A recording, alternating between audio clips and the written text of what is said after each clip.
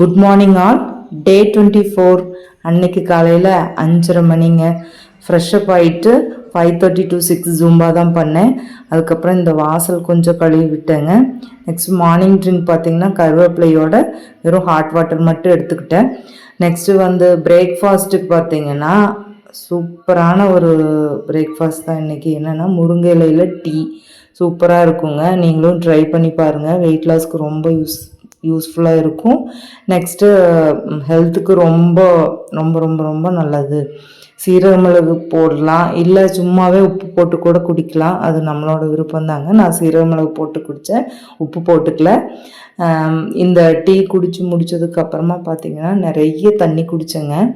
Lunch afternoon பார்த்திங்கன்னா கொஞ்சமாக white rice, கீரைங்க, கடைஞ்ச கீரை வறுவல். அதுக்கப்புறம் ஜிபிசி ஜூஸுங்க. என்னன்னு பார்க்குறீங்களா?